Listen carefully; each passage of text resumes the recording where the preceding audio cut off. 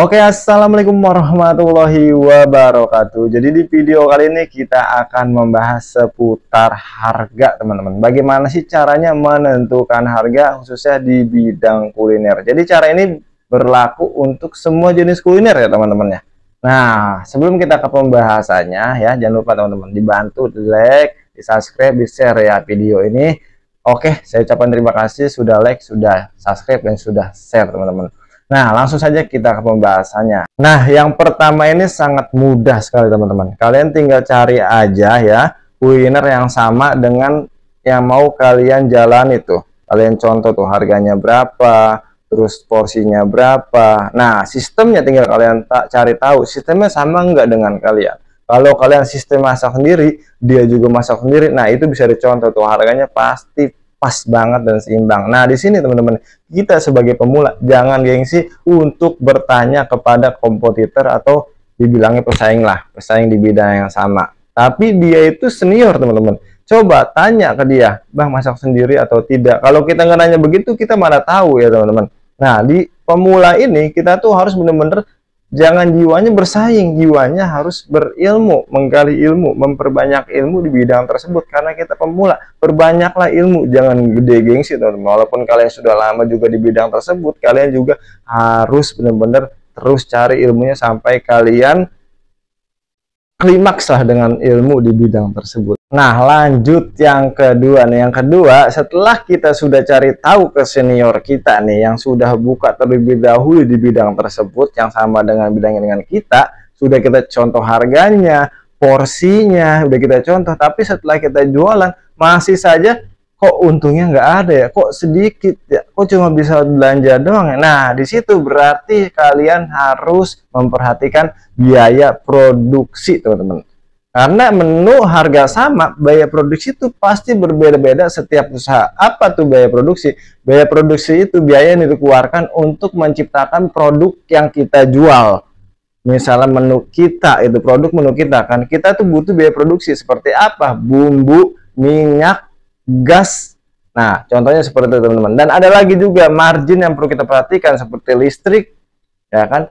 Ongkos bensin ke pasar itu perlu diperhatikan. Margin harian misalnya bumbu, margin 3 harian gas, margin 3 harian lagi listrik, margin bulanan wifi atau listrik juga bulanan. Nah, itu perlu diperhatikan, teman-teman.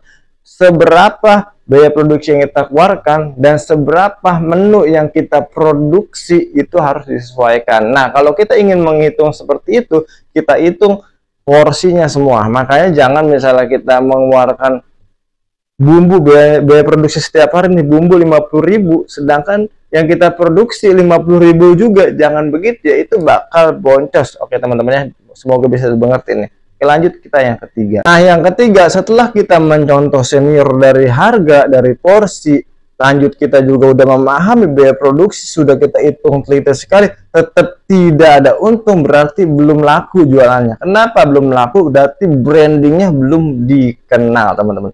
Branding, persona branding sangat penting di jual beli kuliner maupun apapun, pokoknya bidang jual beli, branding itu sangat penting, teman-teman. Siapa kamu dan apa usaha kamu? Kalau misalnya kuliner angkringan, udah pasti orang pada tahu itu kuliner angkringan jualnya ini nih. Tapi siapa yang jual, itulah branding yang paling utama. Terkadang orang itu datang ke kuliner bukan hanya tentang menu. Menu kuliner angkringan banyak dimanapun ada. Tapi terkadang datang karena yang jual ya, teman-teman. Nah, bagaimana kita caranya mempercepat branding? Sekarang tuh gampang, teman-teman. Nggak kayak zaman dulu harus mulut ke mulut, mulut ke mulut. Tapi sekarang juga tetap mulut ke mulut penting. Tapi ada yang lebih cepat. Misalnya kita ingin cepat-cepat menaikkan branding kita, nama usaha kita, dan kita yang jual, itu bisa kita lewat promosi, lewat media sosial yang gratis, misalnya Facebook, IG, WA, atau apapun yang kalian punya media sosial, share semua di media sosial kalian ya, tentang usaha yang mau kalian buka. Lanjut, kalau pengen lebih cepat lagi, kalian prabayar lewat ads atau lewat Instagram atau lewat Telegram atau YouTuber atau TikToker, kita minta jasanya, entah kita berapa bayar ke dia, yang penting cepat branding kita. Tapi teman-teman perlu diperhatikan, apabila kita ingin branding yang cepat seperti itu dengan cara prabayar, kita tuh harus memaksimalkan semuanya. Yang pertama, rasanya harus maksimal sekali. Tempat juga harus memenuhi kebutuhan konsumen yang kita undang lewat promosi tersebut, teman-teman. Jangan sampai tempat kecil promosinya gede-gedean, harus seimbang, teman-teman. Nah, yang kedua, pelayanan kita harus maksimal banget, teman-teman. Di situ jangan sampai hanya sementara kita sudah share branding kita, banyak orang datang, tapi kecewa dari segi rasa, pelayanan, kebersihan, keluasan tempat, ataupun dari segi fasilitas. Nah, itu juga harus diperhatikan, teman-teman ya. Nah, seperti itu bagaimana caranya kita menentukan harga. Kurang lebihnya tolong dimaafkan, teman-teman ya. Semoga bisa dipahami. Apabila ada pertanyaan bisa di kolom komentar, kalian tinggal tanya, akan saya jawab satu persatu pokoknya. Oke, sekian. Salam dari saya Purwanto 11. Assalamualaikum warahmatullahi wabarakatuh.